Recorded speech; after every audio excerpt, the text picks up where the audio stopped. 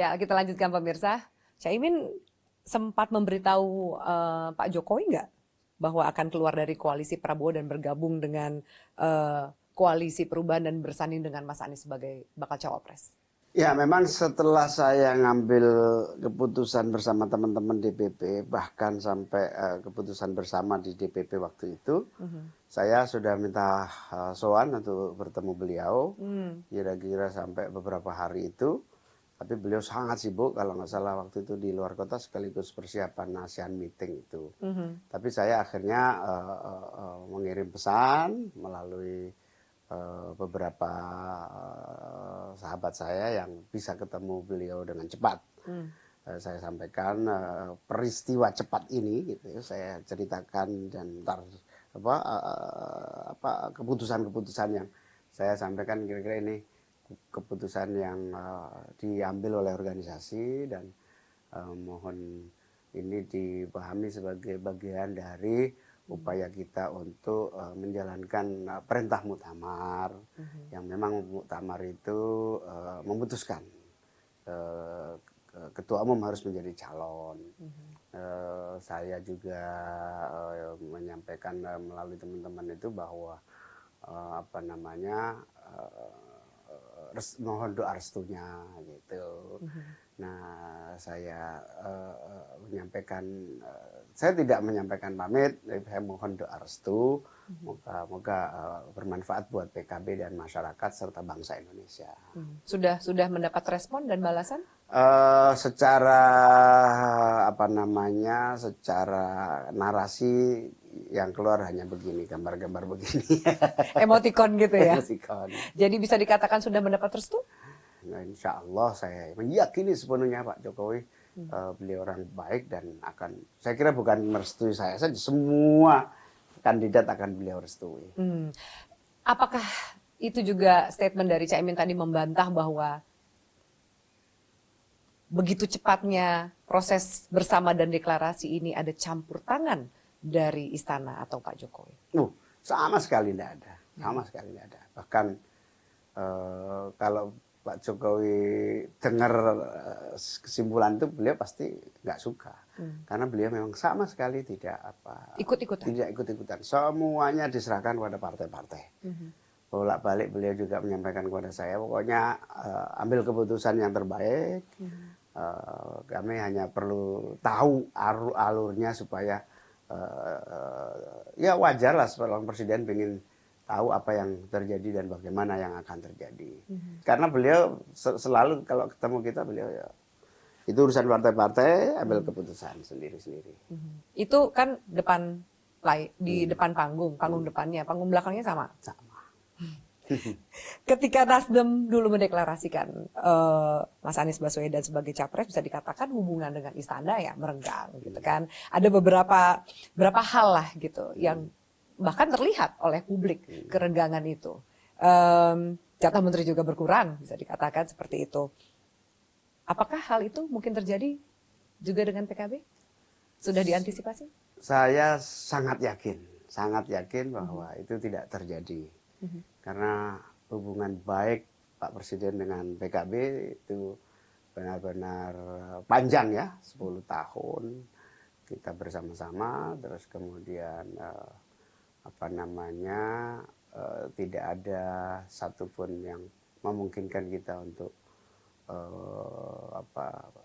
istilahnya kita taat terus lah selama ini. Dan saya berharap langkah saya ini menjadi bagian dari kebersamaan. Untuk yang situasi-situasi apa yang perlu diantisipasi dari Caimin sendiri? Bahwa bisa dikatakan kalau kemarin itu kejadian di Nasdem, adakah sesuatu yang mungkin lain hal diantisipasi oleh saya PKB? belum tahu apa yang bakal terjadi kan, jadi antisipasi apa saya belum bisa membayangkan atau so far percaya diri aja semua akan baik-baik saja. Ya, saya percaya diri, yakin sepenuhnya semua akan baik-baik saja. Kalau dikatakan bahwa approval rating presiden saat ini sangat tinggi dan ada anggapan bahwa pasangan capres-cawapres yang akan menang adalah mereka yang dekat dan juga direstui oleh Presiden Jokowi, termasuk yang menjamin keberlanjutan program-program dari Presiden. Nah, itu bagaimana menanggapinya? Karena koalisinya ini so far belum ganti nama nih ya, Iya. masih koalisi Perubahan untuk Persatuan, Caimin. Ya, Pak Surya Nasdem, saya PKB, ini bagian dari koalisi Pak Jokowi. Itu prinsip. Sehingga saya dan Pak Surya cepat sekali cocok gitu. Karena saya memandang ini bagian dari koalisi pemerintah hari ini. Sehingga saya yakin sepenuhnya bahwa ini tidak lepas dari bagian dari upaya kita menyiapkan pembangunan kelanjutan dari apa yang menjadi prestasi-prestasi yang ada. Koalisi perubahan itu semacam sunatullah perubahan itu. Tetapi perubahan itu bisa lancar dan baik apabila fondasi-fondasi yang telah berhasil ini terjaga. Misalnya infrastruktur. Infrastruktur itu menurut saya ya harus dijaga, diteruskan, disempurnakan menjadi konektivitas nasional. Itu harus dilanjutkan. Banyak juga isu-isu keberlanjutan. Jadi kalau di NU itu ada kaidah al-mukhafadatu ala qadimi sholeh wal akhdhu bil jadid aslah. Perubahan terus-menerus ke arah yang lebih baik, tetapi jangan lupa fondasi-fondasi yang baik ini juga dijaga untuk lebih lompat lagi kalau ada perubahan yang baik. Karena kaidah NU seperti inilah sebetulnya yang memungkinkan tidak akan ada dikotomi yang lama atau yang baru. Nggak ada yang berubah ekstrim, lanjut dan lain-lain. Hidup itu harus berubah, harus berubah. Kalau nggak ada perubahan, maka kamu akan rugi. Rugi itu apa? Akan tidak ada peningkatan. Dan aliran airnya kan nggak boleh boleh berhenti gitu ya. Waktu setahun bersama koalisi Pak Prabowo gitu, Caimin, apa benar Pak Jokowi lebih ngendorse Pak Prabowo dibanding Mas Ganjar? Jadi presiden itu apapun yang menjadi sikap ataupun pernyataan beliau itu pasti punya makna politik yang tinggi. Sehingga ngendorse atau tidak mengendorse itu penafsiran sebetulnya. Penafsiran, persepsi, subjektivitas. Jadi penafsiran Caimin seperti apa? Benarkah Pak Prabowo lebih di-endorse Jokowi? Saya belum bisa mengambil kesimpulan ya, karena kemarin Pak Jokowi sama Pak Prabowo dan Pak Ganjar di Pekalongan bareng-bareng berdua. Jadi A atau B menurut saya ya itulah presiden yang memang seluruh langkahnya dimaknai. Kalau gini, berarti nunjuk ini. Kalau jempol. Gini, moga-moga saya nanti diginiin, gitu kan. Tapi kan makna jempol semua paham bahwa itu approve, restu, oke gitu kan. Jempol. Saya tidak dalam kesempatan atau kapasitas untuk menilai.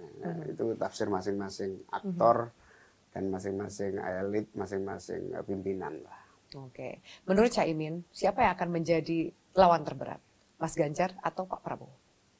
Wah, dua-duanya itu orang-orang hebat dan punya pengaruh serta dukungan yang kuat. Dua-duanya bahkan seimbang, sama-sama berat itu kalau segi kompetisi. Tapi insya Allah dengan bergabungnya saya dengan Mas Anies ini akan ada perubahan dramatis yang cepat sekali.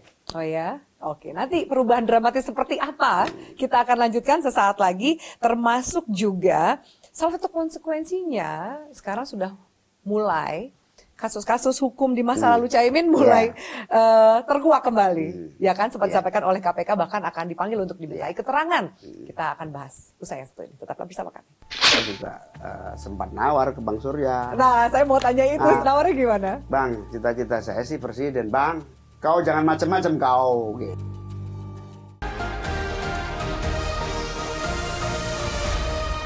Jelajahi cara baru mendapatkan informasi. Download Metro TV Extend sekarang.